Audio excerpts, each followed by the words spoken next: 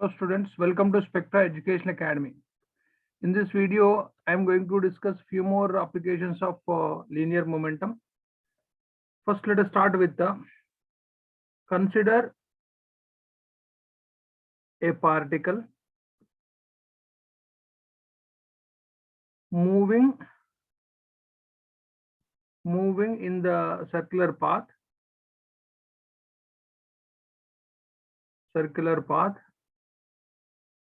of radius r, describes an angle theta at the center while moving from one point to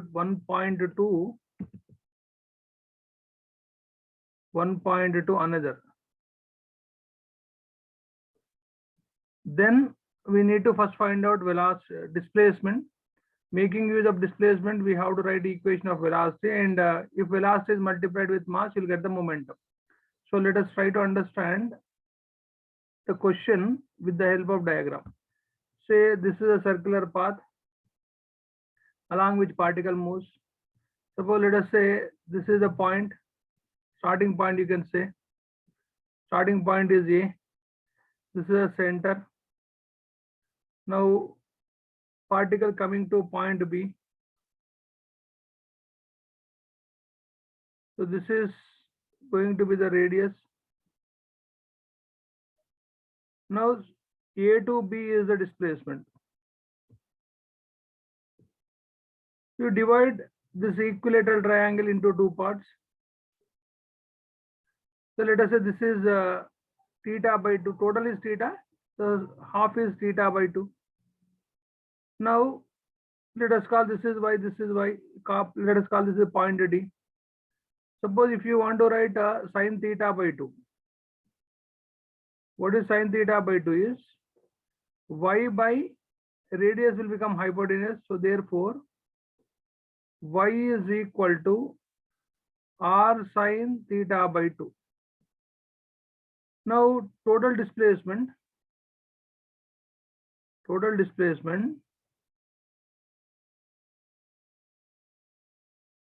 is equal to 2y, because from A to B is y plus y. Now you got y as 2 into r sine theta by 2. So this is the displacement. If you want to get the velocity, so velocity is displacement by time.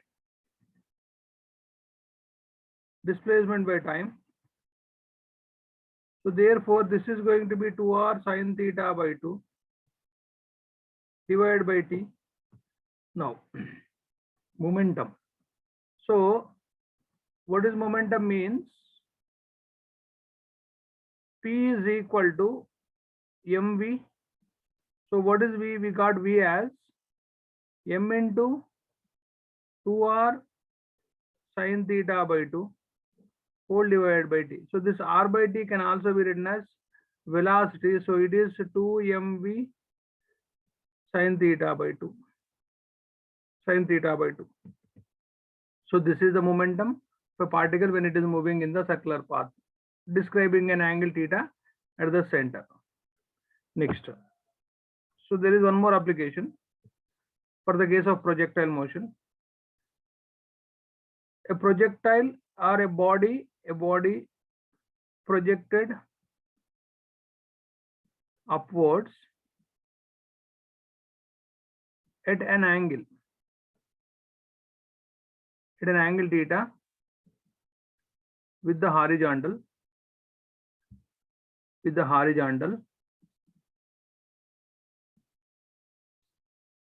Then, so the momentum, the horizontal means it moves in the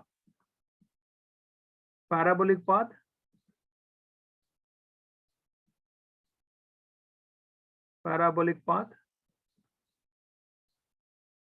So attains both the maximum height maximum height and range.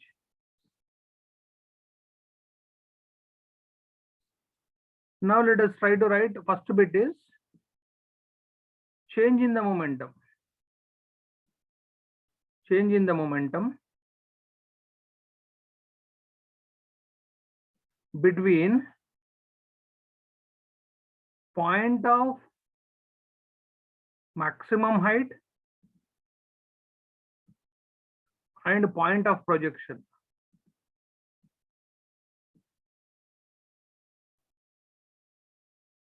So let us try to understand with the help of diagram. Say this is y-axis, this is x-axis. Body, this body can also be called as projectile, is thrown at an angle theta. So this is going to be the range. So x-axis, y-axis. So initial velocity has two components along y along y direction. Uy is equal to u sin theta. It's a vertical component. Ux equal to u cos theta. So now this is going to be the range. This is going to be the range. Now this is going to be the point of maximum height, where Vy is 0. Vx will continue as u cos theta. Now change in the momentum. Delta P is equal to mv final velocity at the point of maximum height, initial velocity at the point of projection. So O is the point of projection. Now let us try to write the Ui. Ui is equal to Ux I cap, Uy j cap. So Ux is u cos theta I plus u sin theta j. Then coming to final velocity, Vf is equal to, we have to first write Vx I cap, Vy j cap. Since you have taken Vy 0, so you will be retained only with Vx I cap. So Vx is u cos theta with I cap. Now change in the momentum. Delta P is equal to mv f. So it is u cos theta I cap only minus mui. So it is m. What is ui means? U cos theta I cap minus mu sin theta j cap. So this quantity and this quantity get cancelled. So delta P between point of maximum height and point of projection is delta P is equal to minus mu sin theta j cap. So there will be numerical on this bit. Now there is one more application here. After it reaches maximum height, this is the direction of velocity.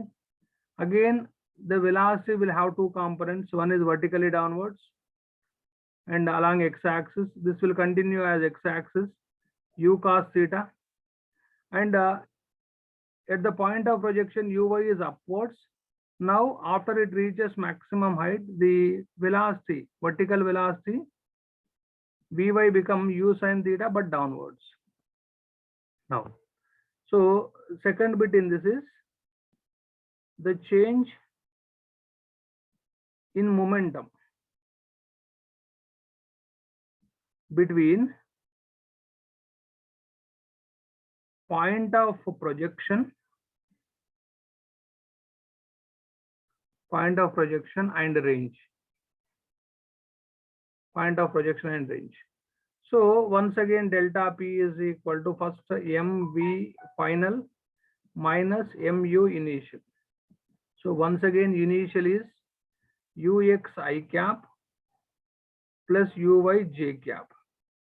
So therefore, ux is once again u cos theta with I cap, uy is u sin theta with j cap. Coming to final. So y component is downward, but x component still is horizontal from left to right. So therefore, it is Vx I cap first minus Vy j cap. So therefore, Vx is going to be u cos theta I cap minus u sin theta j cap. Now, let us write the change in the momentum. Delta P is equal to mu take out common. Vf is u cos theta I cap minus u sin theta j cap with the ui. What is ui means? U cos theta I cap plus u sin theta j cap. So therefore, if you expand this and this, you will have to cancel minus u sin theta minus u sin theta. It will be m into minus 2u sin theta j cap. So change in the momentum between point of projection and range is minus 2mu sin theta j cap. So there will be numerical even on this step.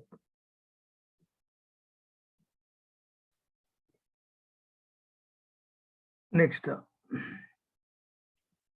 the momentum of a body can be changed by changing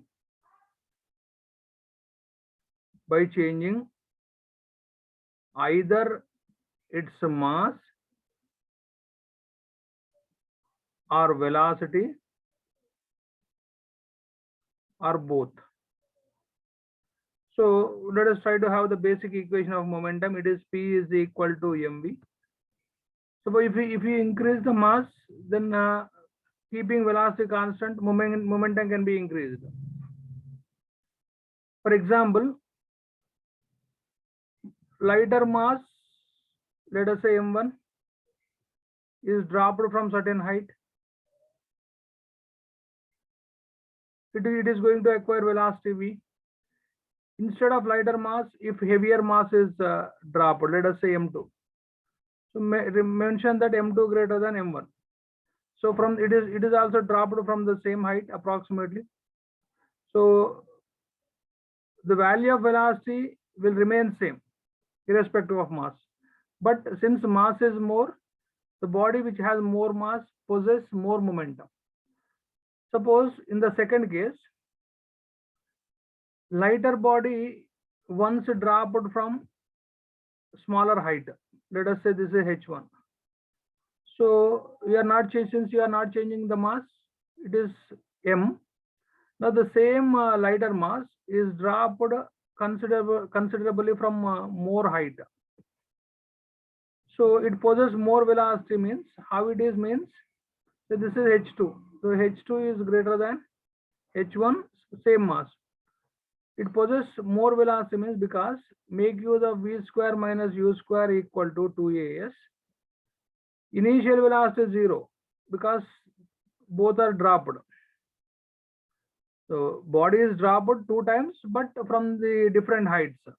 So use 0 in both the cases. So in first case, v1 square is equal to 2 minus g with minus h. So therefore, you will get v1 as finally root over 2g h1. Now in the second case, v2 square is equal to 2 minus g but with minus h2.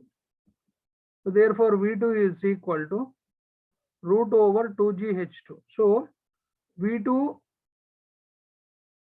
more is height, more is the velocity it possesses. So therefore, P equal to mv means in the first case, mass is changed due to which momentum is increased. If more is the mass, more is the momentum we can notice.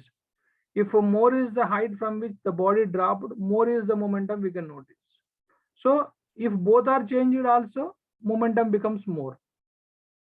So in my next video, I'll continue with the